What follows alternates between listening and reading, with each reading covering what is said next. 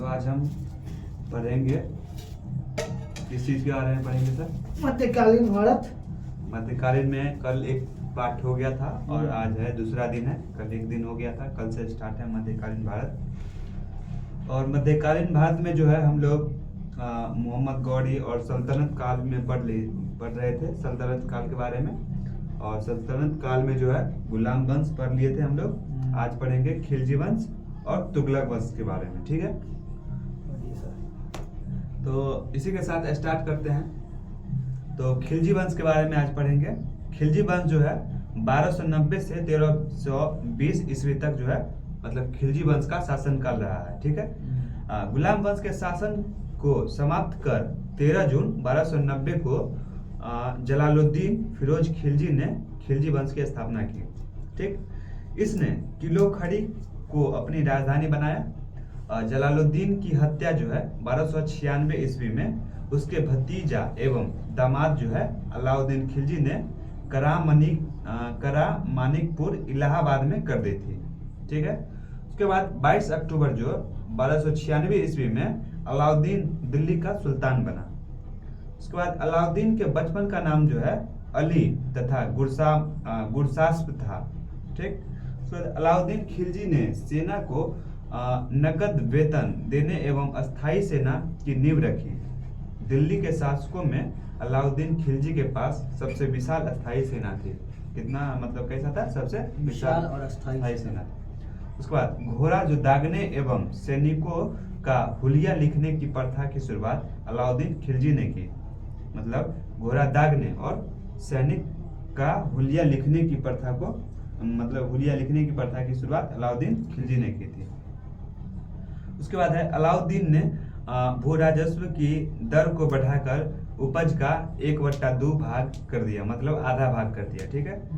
उसके बाद इसने खम्स यानी लूट का धन, मतलब खम्स को लूट का धन कहा जाता है। मतलब इसमें सुल्तान का हिस्सा जो है 1/4 भाग स्थान पर 3/4 भाग कर दिया, मतलब 1/4 भाग के जगह पर 3/4 भाग कर दिया।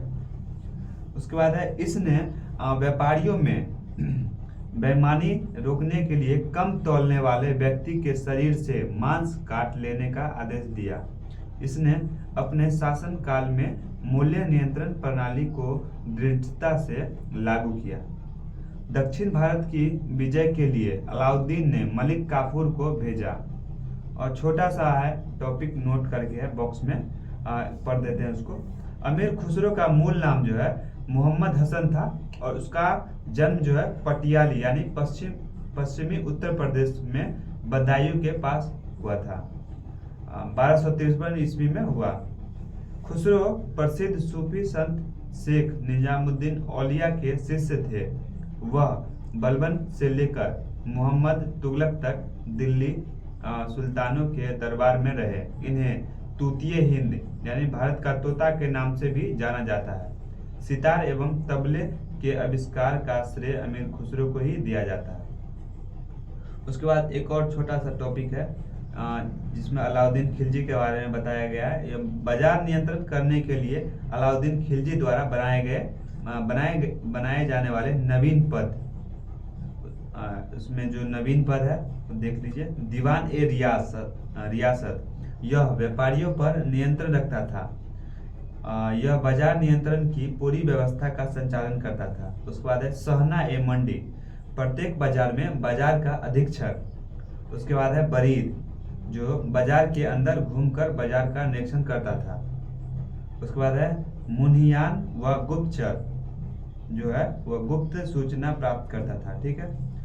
उसके बाद है जमयत खाना, मस्जिद, अलाई दरवाजा, सीरी का किला तथा 1000 खंभा महल का निर्माण जो है अलाउद्दीन खिलजी ने करवाया था। उसके बाद है अलाई दरवाजा को इस्लामी वास्तुकला का रत्न कहा जाता है। दैवी अधिकार के सिद्धांत को अलाउद्दीन ने चलाया था।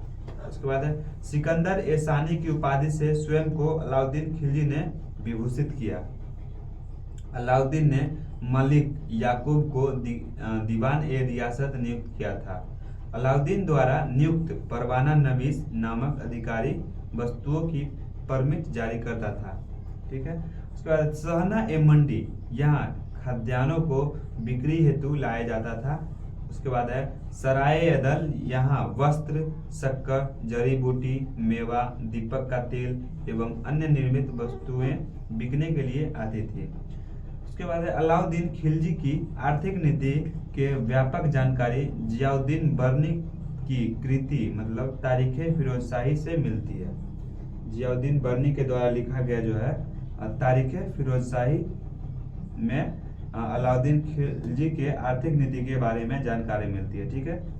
उसके बाद है खजाइनुल फतूह अमीर खुसरो, रिहला इब्न बतूता एवं फतूह हस्सलातीन इसामी की कृति है। मतलब खजाइनुल फतूह जो है अमीर खुसरो का है, रिहला जो है इब्न बतूता द्वारा लिखा गया है एवं फतूह हस्सलातीन जो है इसामी की कृति है, मतलब इसामी द्वारा लिखा गया है।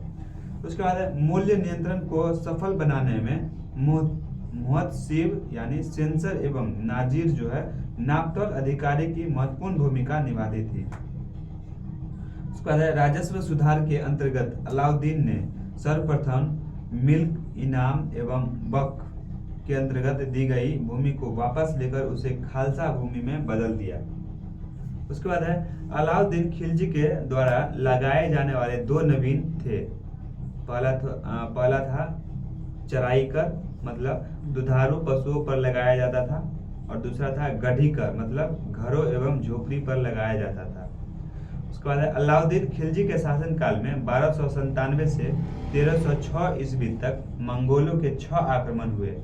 प्रथम आक्रमण जो है 1297 ईस्वी में कादर खां के नेतृत्व में, दूसरा आक्रमण 1298 ईस्वी में सल्दी के नेतृत्व में, और तीसरा आक्रमण 1299 में कुतलुग ख्वाजा के नेतृत्व में, चौथा आक्रमण 1303 ईस्वी में तारगी के नेतृत्व में, पांचवा आक्रमण 1305 ईस्वी में अली बेग और तातर्क के नेतृत्व में, एवं छठा आक्रमण जो है 1306 ईस्वी में कबक एवं इकबालमंद के नेतृत्व में हुआ।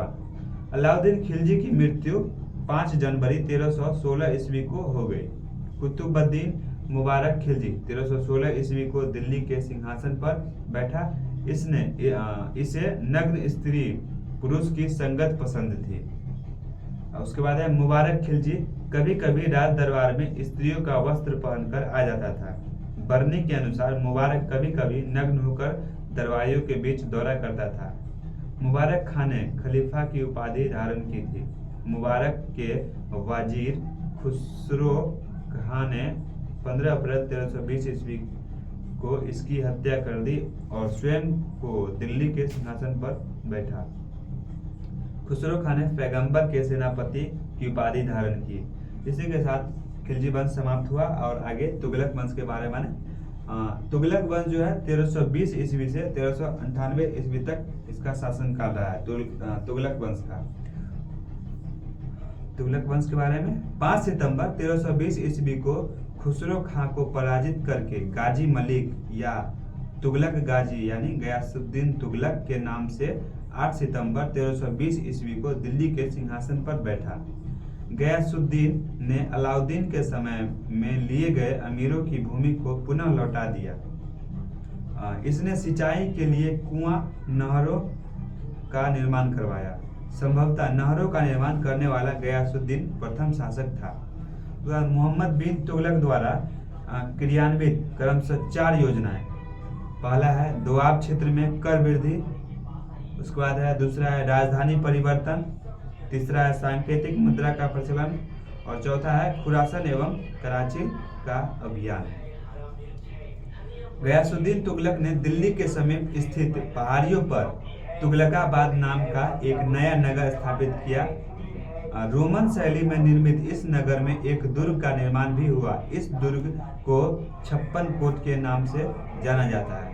गयासुद्दीन तुगलक की मृत्यु जो है 1325 ईस्वी में बंगाल के अभियान से लौटते समय जूना खां द्वारा निर्मित लकड़ी के महल में दबकर हो गई। गयासुद्दीन के बाद जूना खां मोहम्मद बिन तुगलक के नाम से दिल्ली के सिंहासन पर बैठा।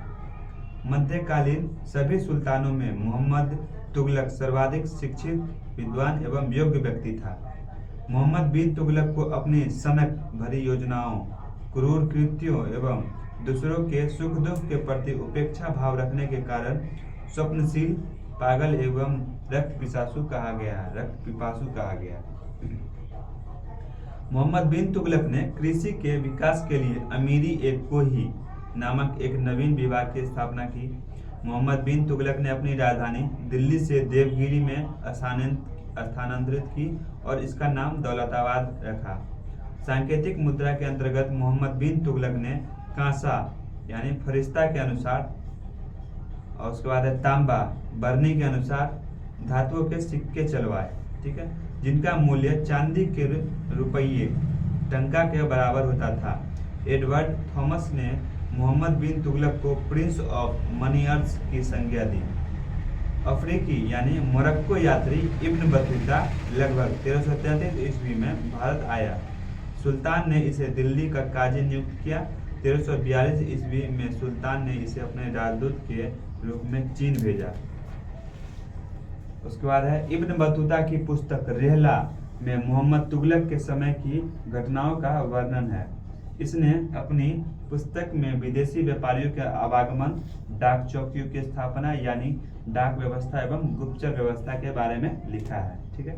उसके बाद है मोहम्मद तुगलक ने जिन प्रभा सूर नामक जैन साधु के साथ विचार विमर्श किया था। मोहम्मद बिन तुगलक की मृत्यु 20 मार्च 1351 ईस्वी को सिंध जाते समय ठट्टा के निकट गोडाल में हो गई। मोहम्मद बिन तुगलक के शासन काल में दक्षिण में हरिहर एवं बुक्का नामक दो भाइयों ने 1336 ईस्वी में स्वतंत्र राज्य विजयनगर की स्थापना की। महाराष्ट्र में अलाउद्दीन बहमन शाह ने 1347 ईस्वी में स्वतंत्र बहमनी राज्य की स्थापना की। मोहम्मद बिन तुगलक की मृत्यु पर इतिहासकार बंदायूनी लिखता है, अंततः लोगों को उससे मुक्ति मिली और उसे लोगों से। मोहम्मद बिन तुगलक शेख अलाउद्दीन का शिष्य था। वह सल्तनत का पहला शासक था जो अजमेर में शेख मोइनुद्दीन चिश्ती की दरगाह और बहराइच में सालार मसूद गाजी के मकबरे में गया। मोहम्मद बिन तुगलक ने बदायूं में मीरन मुल्हिम, दिल्ली में शेख निजामुद्दीन औलिया, मुल्तान में शेख रुकनुद्दीन, उसके बाद है अजूधन में शेख मुल्तान आदि संतों की कब्र पर मकबरे बनवाए। फिरोज तुगलक का राज्याभिषेक ठट्टा के नजदीक 20 मार्च 1351 ईस्वी को हुआ। पुनः फिरोज का राज्याभिषेक दिल्ली में अगस्त 1351 ईस्वी को हुआ। खलीफा द्वारा इसे कासिम अमीर उल मोमिन की उपाधि दी गई। राजस्व व्यवस्था के अंतर्गत फिरोज ने अपने शासनकाल में 24 कष्टदायक करों को समाप्त कर केवल 4 कर खराज मतलब लगान और खुम्स यानी युद्ध में लूट का मार, जजिया एवं जकात को वसूल करने का आदेश दिया। फिरोज तुगलक ब्राह्मणों पर जजिया लागू करने वाला पहला मुसलमान शासक था। फिरोज तुगलक ने एक नया कर सिंचाई कर भी लगाया जो उपज का 1/10 भाग था। फिरोज तुगलक ने 5 बड़ी नहरों का निर्माण करवाया। फिरोज तुगलक ने 300 नए नगरों की स्थापना की। इनमें हिसार, फिरोजाबाद, फतेहाबाद, जौनपुर, फिरोजपुर प्रमुख है। इसके शासनकाल में खिजराबाद यानी टोपरा गांव एवं मेरठ से अशोक के 2 स्तंभों को लाकर दिल्ली में स्थापित किया गया। सुल्तान फिरोज तुगलक ने अनाथ मुस्लिम महिलाओं, विधवाओं एवं लड़कियों की सहायता के लिए एक नए विभाग दीवान ए खैरात की स्थापना की। उसका सल्तनत कालीन सुल्तानों के शासनकाल में सबसे अधिक दासों की संख्या करीब 1,80,000 जो है फिरोज शाह तुगलक के समय में थी। दासों की देखभाल के लिए फिरोज तुगलक ने नए विभाग दीवान ए बंदगान की स्थापना की। इसने सैन्य पदों को वंशानुगत बना दिया। इसने अपनी आत्मकथा फतूहात ए फिरोजशाही की रचना की। इसने जियाउद्दीन बर्नी एवं शम्स ए सिराज अफीफ को अपना संरक्षण प्रदान किया। इसने ज्वालामुखी मंदिर के पुस्तकालय से लूटे गए 1300 ग्रंथों में से कुछ को फारसी में विद्वान अपाउद्दीन द्वारा दलाइते फिरोजशाही नाम से अनुवाद करवाया। इसने चांदी एवं तांबे के मिश्रण से निर्मित सिक्के भारी संख्या में जारी करवाए, जिसे अद्या एवं बिख कहा जाता था। फिरोज तुगलक की मृत्यु सितंबर 1388 ईस्वी में हो गई। फिरोज काल में निर्मित खान ए जहां तेलंगाना के मकबरा की तुलना जेरूसलम में निर्मित उमर के मस्जिद से की जाती है। सुल्तान फिरोज तुगलक ने दिल्ली में कोटला फिरोज शाह दुर्ग का निर्माण करवाया। तुगलक वंश का अंतिम शासक नसीरुद्दीन मोहम्मद तुगलक था। इसका शासन दिल्ली में पालम तक ही रह गया था। तैमूर लंग ने सुल्तान नसीरुद्दीन मोहम्मद तुगलक के समय 1398 ईस्वी में दिल्ली पर आक्रमण किया। नसीरुद्दीन के समय में ही मलिकु सर्सक यानी पूर्वाधिपति की उपाधि धारण कर एक हिजरा मलिक सरवर ने जौनपुर में एक स्वतंत्र राज्य की स्थापना की। इसी के साथ तुगलक वंश समाप्त हुआ। कल पढ़ेंगे सैयद वंश और लोदी वंश के बारे में कल पढ़ेंगे।